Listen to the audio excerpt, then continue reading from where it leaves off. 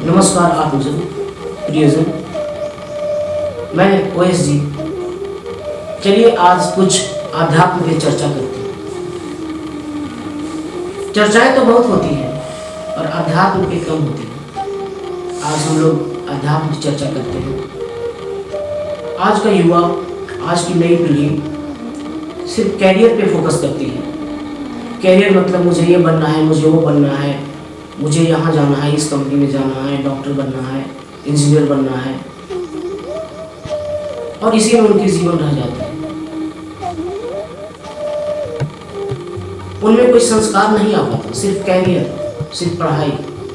पढ़ाई तो आपको संस्कार नहीं दे सकती। संस्कार तो आपको सीखना होगा अपने मम्मी पापा से, अपने गुरु से, खुद अपने अंतरात्मा में जाके आपको संस्कार को सीखना होगा, ध्यानस्थ होना होगा, चिंतन मनन करना होगा। तब तो जाकर आप जानेंगे कि पढ़ाई लिखाई के इतर भी कुछ है।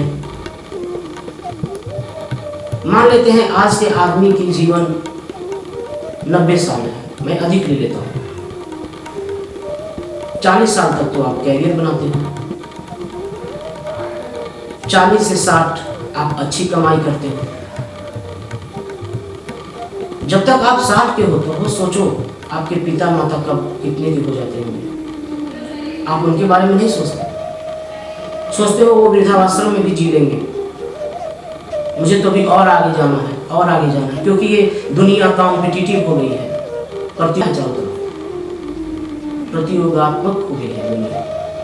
उस प्रतियोगिता की भीड़ में आप फंसे रहते हो, उस निर्तृष्णा में फंसे रहते हो कि कहीं मिल जाएगी खुशी, कहीं कैरियर ऊंचा हो जाएगा, कहीं ऊंची छलांग लग जाएगी, कहीं खुशी मिल जाएगी, कहीं आनंद मिल जाएगा। लेकिन असली आनंद तो आपके अंदर है दोस्तों। आप अंदर तो जाते नहीं हो, इसी को कहते हैं निर्तृष्णा। आप कैरियर में कितना ही ऊंची छलांग लगा लो, कभी खुश नहीं होते, क्योंकि उससे भी ऊंचा छलांग कोई लगाया रहता है। उसको पकड़ने की कोशिश करते हो, वहां तक बढ़ने की कोशिश करते हो। और इच्छाएं अनंत हैं, इच्छाएं कभी खत्म नहीं होती। इच्छाएं दुख भी देती हैं, सपने दुख भी देते हैं, और उन सपनों के जाल में आप फंस जाते हो। और अपने मम्मी पापा जिन्होंने आपको पाला पोसा बड़ा किया, अपने जो भी संसाधन था उनके पास, जो भी था उससे उन्होंने पढ़ाया लिखाया, आप अपने गुरु को भूल जाते हो जिन्होंने आपको प्राथमिक शिक्षा दी। आप अपने भाई को भूल जाते हो जिन्होंने हमेशा आपका ख्याल रखा। आप अपने घर के तमाम लोगों को, बहन को, भाभी को, जीजा जी को, सबको भूल जाते हो। मुझे क्या लेना देना, मुझे कैरियर चाहिए। ये आज की दौड़ है, और इस कैरियर में आप क्या पा रहे हो। 35-40 साल तक तो आपने पढ़ाई की, 20 साल आपने कैरियर में खूब पैसे कमाए, 60 के बाद आपकी हालत भी गंभीर होने लगी, आप भी बूढ़ा होने लगे। अब शरीर से कुछ बनता नहीं है, कमाए जा रहे हैं, कमाए जा रहे हैं, कमाए जा रहे हैं। न माँ का ध्यान है, न पिता का ध्यान है, न भाई का ध्यान है। हाँ, आपके बच्चों का ध्यान आप रखते हो। बड़ा सेल्फिश है दुनिया। आपकी वाइफ और आपके बच्चे ही आपके परिवार हैं। और उन माँ पिता का क्या, जिन्होंने आपको पाला पोसा और बड़ा किया, उनके बच्चे थे आप। उन भाई का क्या, जिन्होंने हमेशा आपके सिर पे हाथ रखा। तो संस्कारों को सीखना होगा। जो संस्कार हमारे समाज से डूबती जा रही है, निकलती जा रही है, उनको वापस लाना होगा। आज की युवा भ्रमित है इस चीज को लेकर भी कि आध्यात्म ये सब क्या ढोंग है। रिसेंट टाइम्स में कुछ बाबाओं के जो प्रकरण आए हैं उससे भी लोग भ्रमित हैं। ये सब फालतू चीजें हैं, बकवास चीजें हैं। हम निगेटिव चीजों को बहुत जल्दी देख लेते हैं, बहुत जल्दी उससे सीख लेते हैं निगेटिव चीजों से। लेकिन पॉजिटिव चीजों को देखने कौन जाए, पॉजिटिव चीजों को से सीखने कौन जाए। किसी बाबा ने कोई कांड कर दिया, कोई घोटाला कर दिया, आप ले लेते हो कि बाबाओं के चक्कर में नहीं पड़ना है, आध्यात्म में जाना ही नहीं है, फालतू चीज है। यदि किसी ने गलती की है तो उसकी सजा पूरे समाज को क्यों। क्या हमारे संत महात्मा, जो हमारा भारतीय संस्कृति है, पर्वतों पे, हिमालय के कंदराओं में ध्यान करते थे, ईश्वर का भजन कीर्तन करते थे, क्या वो सब व्यर्थ था? क्या उन्हें आनंद नहीं मिलती थी? क्या उन्होंने समाज को कुछ दिया नहीं?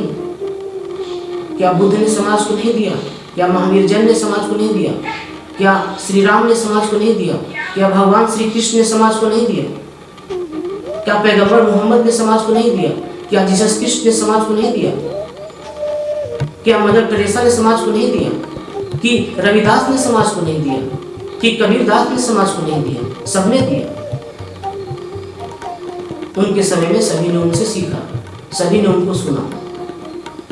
आज के दौर में कुछ निगेटिव तत्व आ गए हैं इस विश्व में, कुछ पॉजिटिव तत्व भी हैं। हम निगेटिव तत्वों को देखकर कोसते हैं कि ये सब फालतू नामा है, ये अध्यात्म तो ऐसे ही पुराने जमाने की ढोंग है। ऐसा नहीं है दोस्तों। अध्यात्म एक ऊर्जा है, एक एनर्जी है, एक स्पिरिचुअल पावर है। एनर्जी कभी नष्ट नहीं होती। एनर्जी है तो है, इस ब्रह्मांड में ही रहेगी। आपके अंदर जाएगी या उनके अंदर जाएगी या इनके अंदर जाएगी, वो तो जाएगी। जिनके अंदर जाएगी उन्हें ऊर्जा मिलेगी, उन्हें सुकून मिलेगा, उन्हें खुशी मिलेगी, उन्हें शांति मिलेगी, वो आनंदित होंगे, वो एनलाइटेंड होंगे, प्रकाशित होंगे और लोग उनसे कुछ सीखेंगे। तो आप 2-3 बाबाओं के प्रकांड पे जाकर अपना सारा अध्यात्म को बर्बाद करने की चेष्टा न करें। आप खुद से ढूंढें। यदि आपको किसी पे विश्वास नहीं है तो खुद से ढूंढें, खुद से आत्मचिंतन करें, खुद से चिंतन मनन करें कि क्या थे श्री राम, क्या थे श्री कृष्ण, क्या थे महात्मा बुद्ध, क्या थे महावीर जैन, क्या थे रैदास, क्या थे कबीरदास, क्या थे जीसस क्रिस्ट, क्या थे पैगंबर मोहम्मद। अध्यात्म से लबालब थे। उन्होंने समाज को जो कुछ बताया वो सिर्फ रिकॉर्ड हुआ है। वो दोबारा वीडियो नहीं चल सकती कि भगवान बुद्ध फिर बोलेंगे और सामने उनकी वीडियो चल रही है, कि भगवान श्री राम बोल रहे हैं और वीडियो बना हुआ है। उस समय के लोगों ने फायदा लिया, उस समय के लोगों ने उनसे सीख ली। आज के लोगों को, उस समय के लोगों ने ढूंढा भी, उस समय के लोगों ने भगवान श्री राम को ढूंढा भी, उस समय के लोगों ने श्री कृष्ण को ढूंढा भी। गोपी ग्वाला और सारे उनके आसपास के लोग उनसे आकर्षित रहे। उस समय के समाज ने पैगंबर मोहम्मद को इज्जत दिया, उस समय के समाज ने भगवान बुद्ध को अपनाया, उस समय के समाज ने जीसस क्रिस्ट को महत्व दिया, उनकी बातों को मानने की कोशिश की। उनका जो बात था कि प्रेम ही ईश्वर है, उस प्रेम को समझा, भले ही उन्हें सूली पे लटका दिया गया। लेकिन आप आज कुछ बाबाओं के चक्कर में आकर आप अध्यात्म की ऐसी की तैसी कर देते हैं। That is not right. क्योंकि अध्यात्म तो एनर्जी है, एनर्जी रहेगी, उसे आप ले लो, मैं ले लूँ या दूसरा कोई ले ले। तो अध्यात्म है क्या? आप अपने से स्टडी कर लो, आप फिलोसफीज पढ़ लो, आप कृष्णा की फिलोसफी पढ़ लो, आप राम की फिलोसफी पढ़ लो, आप भगवान बुद्ध की पढ़ लो, आप महावीर जैन की पढ़ लो, आप पैगंबर मोहम्मद की पढ़ लो, आप जीसस क्रिस्ट की पढ़ लो, आप कबीरदास की पढ़ लो, आप रैदास की पढ़ लो, जितने महात्मा हैं सबकी पढ़ लो, विदेशियों की भी पढ़ लो और उसमें से जो आपको अच्छा लगे उसको अपना लो। एनर्जी है, उसमें से किस तरह की एनर्जी, किस तरह की लाइट आपको चाहिए आप ले लो, बस यही याद है। और उस एनर्जी को आप लेगो तो आपकी सारी चीज़ें अच्छी हो जाएंगी। यदि उस एनर्जी को आप लोगे तो आपकी सारी चीज़ें अच्छी हो जाएंगी, आपका कैरियर भी बनेगा, आप अपने घर परिवार का भी ख्याल रख पाएंगे, आप संस्कारित होंगे, आप प्रेम से लबालब होंगे, आप उदार से लबालब होंगे, आप हिंसा करना छोड़ देंगे, आप घृणा करना छोड़ देंगे, आप गुस्सा करना छोड़ देंगे। जानते हैं ना दोस्तों, गुस्सा आदमी को इस तरह जलाती है, धीरे धीरे जलाती है, धीरे धीरे खाती है, धीरे धीरे नष्ट करती है। आज का आदमी तो गुस्सा से लबालब है, चाहे वो न्यूज़पेपर उठा ले, चाहे वो टीवी चैनल में चलने वाली न्यूज़ को देख ले, चाहे समाज में कुछ बातों को देख ले, गुस्सा से लबालब है। गुस्सा को शांत करना है, आपको सांचित होना है। भगवान श्री राम को देखिए, सीता मैया को रावण ले गए, भगवान श्री राम को सीता मैया को लेकर आना था, क्या वो गुस्सा किए थे? उन्होंने धैर्य से, शांति से युद्ध की योजना बनाई, अपने साथियों को बटोरा, ग्रुप बनाया और तब लड़ाई की और एक परिचय दिया कि हम अकेले नहीं लड़ सकते हैं, एक ग्रुप में लड़ सकते हैं। चाहते तो वो रावण को तो 1 सेकेंड में मार सकते थे, लेकिन उन्होंने अपनी एक कम्युनिटी बनाई। हनुमान जी को महत्व दिया, अंगद जी को महत्व दिया, जामवंत जी को महत्व दिया, लक्ष्मण जी थे, हमेशा वो शांत चित्त थे। जब लक्ष्मण उद्वेगित होते थे तो राम उनको बोलते थे, शांत लक्ष्मण शांत। क्या था? एक पिता के लिए उन्होंने अपनी राजगद्दी त्याग दी, वो त्याग है आज। आज तो आप कैरियर के लिए पिता को ही छोड़ दोगे, आज तो आप कैरियर के लिए माता को ही छोड़ दोगे। तो हमें सीखने की जरूरत है। हमारी पुरातन सभ्यता जो थी उसे सीखने की जरूरत है। पुरातन सभ्यता में यही था कि पुरातन सभ्यता में एनर्जी का केंद्र, ऊर्जा का केंद्र नाभि हुआ करती थी। नाभि में सारी ऊर्जा संचित रहती थी। उसके बाद मध्य आया, हृदय ऊर्जा का केंद्र बना। तभी तो मध्य युग में भक्ति रस आई, मीराबाई आई, कृष्ण के अनन्य भक्त बने। भक्ति से ही लोग आनंद को पा लेते थे, अध्यात्म तक पहुंच जाते थे। लेकिन आज का मनुष्य मस्तिष्क का मनुष्य है, सारी चीजें दिमाग में है। निर्णय लेना है तो दिमाग से, पसंद करना है तो दिमाग से, प्यार करना है तो दिमाग से, घृणा करना है तो दिमाग से, गुस्सा करना है तो दिमाग से। मैं ये नहीं कहता ये चीजें दिमाग से कमांड नहीं होती, ये चीजें दिमाग से कमांड होती हैं, लेकिन इनको कंट्रोलर हृदय होता है। तो हमें जरूरत है कि अपने मस्तिष्क में जो ऊर्जा समाये बैठे हैं, नेगेटिव एंड पॉजिटिव, उसको नीचे सरकाएं हृदय की तरफ। तब तो आपके अंदर उदार आएगी, तब तो आपके अंदर दया आएगी, तब तो आपके अंदर प्रेम आएगा, तब तो आपके अंदर परोपकार की भावना आएगी। ये सब तो हृदय से ही चलता है। तो उस ऊर्जा को हृदय की तरफ खिसकाने की जरूरत है। आप बाहर की दुनिया में चकाचौंध में जाते हो, मॉल में जाते हो, रेस्टोरेंट में जाते हो, सिनेमा में जाते हो, दोस्तों के साथ जाते हो, नशा करते हो, सब का एक ही लक्ष्य है, आनंद पाना, खुशी पाना, मौज करना। क्या ये असली मौज है? क्या ये परमानेंट है? क्या ये तत्क्षण नहीं है? क्या ये क्षणभंगुर नहीं है? क्षणभंगुर है। यदि आपको असली आनंद पाना है तो आपको अपने अंतस में उतरना होगा, आपके इनर में उतरना होगा। इनर मीन्स आपकी सांस चल रही है, आपके हृदय की धड़कन चल रही है, आपको अंदर देखना होगा। और जब आप अपने को जितना ज़्यादा देख पाओगे अंदर से, उतना ही आप अपने आप को समझ पाओगे, उतना ही आप परिवर्तित हो पाओगे। तो जब आप में परिवर्तन होगा तो आप कुछ करोगे अच्छा, खुद एनलाइटेंड होगे, खुद प्रकाशित होगे और दूसरों को प्रकाश दोगे।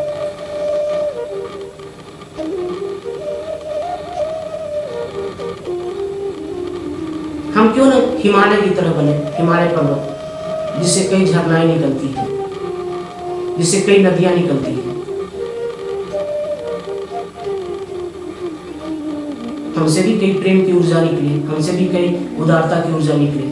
हम भी समाज को दया करें, हम जो कमाते हैं उसमें से कुछ समाज के लिए दें, कुछ आध्यात्मिक ट्रस्ट में दें, अध्यात्म के लिए दें, ताकि अध्यात्म जिंदा रहेगा तो हमारी संस्कृति जिंदा रहेगी। तो लोगों को, हमारी पीढ़ियों को, आने वाली पीढ़ियों को पता चलेगा कि भारत देश है क्या, संस्कार है क्या, अध्यात्म है क्या, और वो अच्छी चीज़ें सोच सकेंगे, वो अच्छी चीज़ें सोच सकेंगे। सारा खेल तो पॉजिटिव और नेगेटिव एनर्जी का ही है दोस्तों। यदि आपके अंदर नेगेटिव एनर्जी है तो आप गलत सोचोगे, और नेगेटिव एनर्जी को हटाने के लिए पॉजिटिव एनर्जी लाना पड़ता है। दुख को हटाने के लिए थोड़ा सुख लाना पड़ता है। तो कैसे हटाओगे दुख को?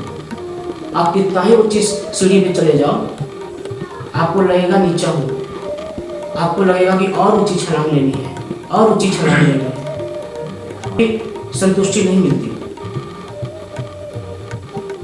आज की युवा जो कैरियर फोकस है, कैरियर फोकस बनो, लेकिन इतना भी न बनो कि आप अपने माँ बाप, अपने संस्कार, अपने प्रियजन, अपने भाईजन, अपने संबंधियों को भूल जाओ, उनका ध्यान न रखो। एक बैलेंस बनाने की जरूरत है कि आप भी अपना कैरियर रखो और अपने परिवार वालों को भी ख्याल करो, क्योंकि उन्होंने आपका ख्याल किया था। यदि आप ऐसा करोगे तो आपके आने वाली पीढ़ी आपका भी ख्याल न रखेगी, आपको भी वृद्धाश्रम में भेज देगी। तो सिर्फ पैसे कमाना ही सब कुछ नहीं होता है।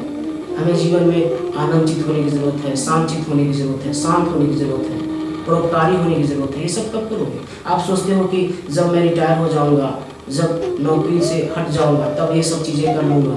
नहीं, समय नहीं आएगी, आप ऊर्जा नहीं रख पाओगे उतना उस समय। ऐसा नहीं है कि कैरियर आज चलाओगे और कल को आप अध्यात्म में जाओगे। दोनों साथ साथ चलेंगे, कैरियर भी साथ चलेगा, अध्यात्म भी साथ चलेगा, परोपकार भी साथ चलेगा। समय देना होगा। आप आधे घंटे अध्यात्म में दो, आधे घंटे परोपकार में दो, बाकी बचा कैरियर में दो। आधे घंटे तो दे सकते हो। ऐसे क्यों विभाजित करते हो कि मैं 40 साल तक पढ़ लूँगा, 35 तक पढ़ लूँगा, इसके बाद कैरियर बना लूँगा, पैसे कमा लूँगा, भवन बना लूँगा, ज़मीन खरीद लूँगा, फ्लैट खरीद लूँगा, शादी कर लूँगा और इसके बाद फिर 60 के बाद मैं अध्यात्म में चला जाऊँगा। देखेंगे उस समय कि अध्यात्म में है भी कुछ की नहीं। एक तो आपके अंदर निगेटिव फीडबैक है कुछ बाबाओं के कारण कि अध्यात्म गलत चीज़ है, और दूसरे आप ढूंढोगे 60 के बाद जब आपके अंदर ऊर्जा ही नहीं रहेगी। सारा खेल ऊर्जा का है। ऊर्जा युवावस्था में जितनी है उतनी प्रौढ़ावस्था में नहीं होती है। तो उस ऊर्जा का यूटिलाइज करो ना, उस ऊर्जा को अपने कैरियर में, पढ़ाई में, अपने प्रमोशन में लगाओ, अब उसी ऊर्जा के कुछ पार्ट को अध्यात्म में लगाओ, उसी ऊर्जा के कुछ पार्ट को परोपकार में लगाओ, उसी ऊर्जा के कुछ पार्ट को रोगियों के इलाज में लगाओ, खर्चा करो।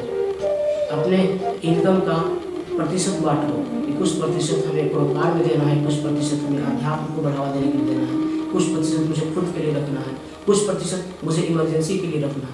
लेकिन हो क्या रहा है, आज की पीढ़ी तो जितनी कमाती है सब खर्चे कर देती है और फिर भी ऋण में रहती है, क्योंकि इच्छाएं अनंत है। इच्छाएं को कम करना होगा। यदि इच्छाएं अनंत रखोगे तो कभी पूरी नहीं होगी, तो हमेशा अशांत रहोगे, तो हमेशा दुखी रहोगे। तो दुख को कम करना है तो इच्छाओं को कंट्रोल करो। कहते हैं ना, क्रोध को थोड़ा नीचे रखो, ऊपर जाएगा, वरना सीधे ऊपर।